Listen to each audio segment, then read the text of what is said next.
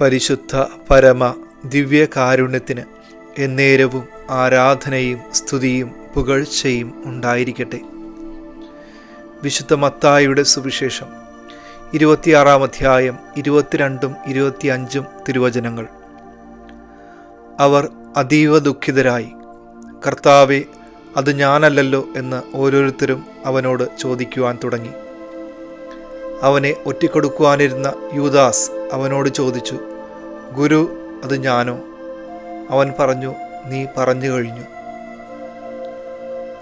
മർക്കോസിൻ്റെ വീടിൻ്റെ മുകളിലത്തെ നിലയിൽ ഒരുക്കപ്പെട്ട പെസഹാ വിരുന്നിൽ ഭക്ഷിച്ചുകൊണ്ടിരിക്കെ ഈശോ തൻ്റെ ശിഷ്യരോട് ഇപ്രകാരം പറഞ്ഞു വെച്ചു, സത്യമായി ഞാൻ നിങ്ങളോട് പറയുന്നു, നിങ്ങളിൽ ഒരുവൻ എന്നെ ഒറ്റിക്കൊടുക്കും. ഇത് കേട്ട് ദുഃഖിതരായ ശിഷ്യന്മാരിൽ കുറച്ചുപേർ ഈശോയോട് ചോദിച്ചത് ഇങ്ങനെയാണ്, കർത്താവെ, അത് ഞാനല്ലല്ലോ എന്ന്.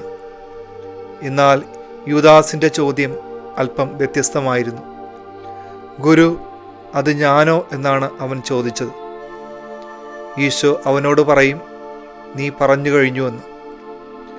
മറ്റു ശിഷ്യന്മാർ ഈശോയെ കർത്താവെ എന്ന് അഭിസംബോധന ചെയ്തപ്പോൾ യൂദാസ് ഈശോയെ വിളിച്ചത് ഗുരു എന്നാണ്. കർത്താവ് എന്ന വാക്കിൻ്റെ അർത്ഥം ഉടമസ്ഥൻ അല്ലെങ്കിൽ ദൈവം എന്നാണ്. ആ വിളിയിൽ ഒരു സമർപ്പണം നിറഞ്ഞു നിൽക്കുന്നുണ്ട്. എന്നാൽ ഒറ്റിക്കൊടുത്ത യൂദാസിന് ഈ ആത്മസമർപ്പണം കൈമോശം വന്നതുകൊണ്ട് അവൻ ഈശോയെ ഗുരു എന്ന് മാത്രം വിളിച്ചു. സമർപ്പണം ഇല്ലാത്ത ഒരു വിളിയായിരുന്നു അത്. ഈശോയെ രക്ഷകനും നാഥനുമായി സ്വീകരിച്ചവർക്ക് മാത്രമേ കർത്താവെ എന്ന് അവിടുത്തെ വിളിക്കുവാൻ സാധിക്കുകയുള്ളൂ. ഇന്ന് ദിവ്യകാരുണ്യ സന്നിധിയിൽ ഈശോയെ കർത്താവെ എന്ന് വിളിക്കുവാൻ ഉതകുന്ന ഒരു ആത്മസമർപ്പണം നമ്മളിൽ ഉണ്ടാകട്ടെ. ഈശോയെ കർത്താവെ എന്ന് വിളിച്ചുകൊണ്ട് നമ്മുടെ കുടുംബങ്ങളിലേക്ക്, വ്യക്തിജീവിതങ്ങളിലേക്ക് സ്വീകരിക്കാം.